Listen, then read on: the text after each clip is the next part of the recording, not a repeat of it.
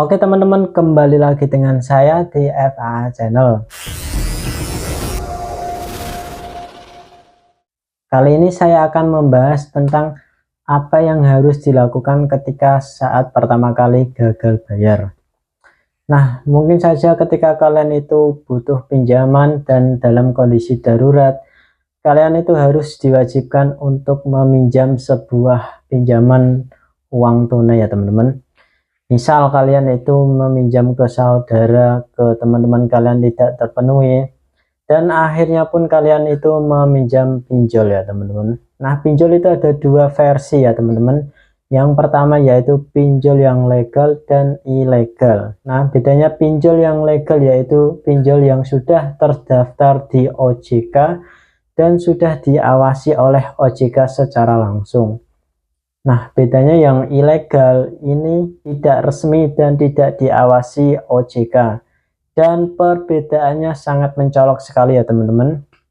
Bila kalian itu meminjam di aplikasi yang legal, pinjol yang legal, maka data-data kalian akan dilindungi oleh OJK dan tidak disebarluaskan.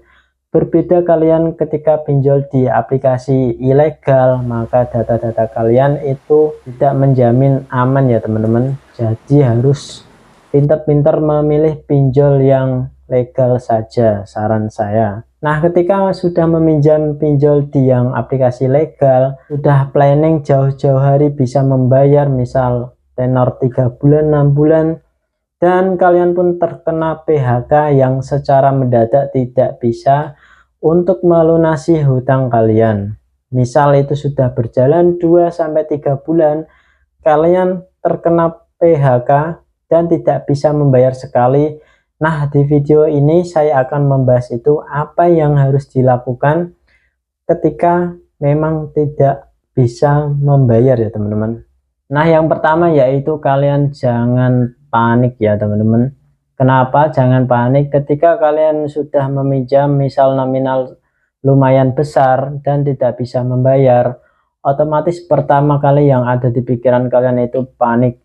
Itu sama seperti saya dahulu ya teman-teman, ketika saya tidak bisa membayar itu panik sekali karena DC sudah menghubungi saya, meneror saya, dan dia spam terus ya teman-teman.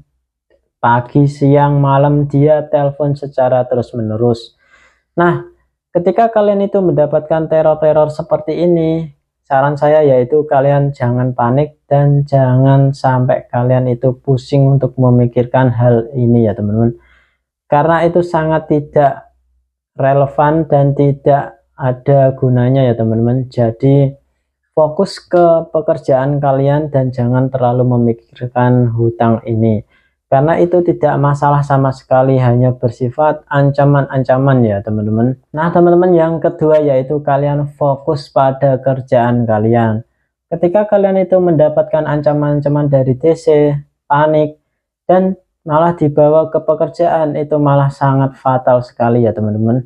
Karena dalam pekerjaan Anda, kalian akan terganggu aktivitasnya dan pekerjaan kalian itu menjadi berantakan ya teman-teman.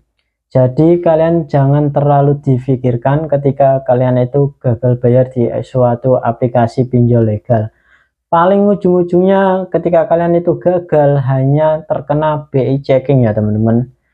Buat kalian yang tidak tahu, BI checking yaitu sebuah kredit skor kepada bank milik seseorang. Jadi ketika kalian terkena BI checking, maka kredit skor Anda ketika mau mencicil suatu barang di dunia perbankan manapun, maka kalian itu akan dipersulit dan bahkan tidak bisa untuk cicil barang Anda. Nah teman-teman, yang ketiga yaitu kalian cari relasi atau cari sharing-sharing kepada orang yang berpengalaman. Seperti halnya saya lakukan saat dulu ya teman-teman, ketika gagal bayar saya pusing sekali minta ampun, dan saya mencari relasi dan mencari teman untuk curhat atau sharing-sharing ya. Bila kalian pas beruntung ketemu orang yang sudah ahli seperti saya ini, saya dipertemukan kepada saudara saya yang ahli IT, saya dipertemukan saudara saya yang ahli IT, kebetulan sekali dia paham tentang pinjol-pinjol ini. Jadi saya itu diceritakan semuanya. Ketika kalian itu gagal bayar, hal yang harus dilakukan yaitu berapa nominal kalian yang galbay. Misal kalian hanya sedikit, misal 1 juta dan bisa dicicil, maka cicilah ya teman-teman. Kalau seperti kasus saya itu sangat besar sekali ya teman-teman. Saya pinjol itu di 4 aplikasi pinjol yang legal itu sekitar 28 juta. Jadi ketika nominal sebesar itu dan tidak bisa sanggup membayar sama sekali, ya memang harus jalan satu-satunya yaitu memang galbay ya. Karena percuma saja ketika kalian nominal besar meminjamnya dan hanya bisa untuk membayar separuhnya dan sisanya tidak bisa membayar, itu sama saja skor kredit kalian itu sangat buruk ya di BI Checking. Maka saran saya, bila kalian galbaynya besar, maka sekalian galbay aja. Nah, begitulah sharing atau pengalaman saya yang saya ceritakan kepada teman-teman semua. Jangan pusing, jangan gegabah mengambil kesimpulan ketika kalian belum mampu untuk membayar, dan jangan sampai kalian itu stres hanya untuk memikirkan hutang yang sepele ini.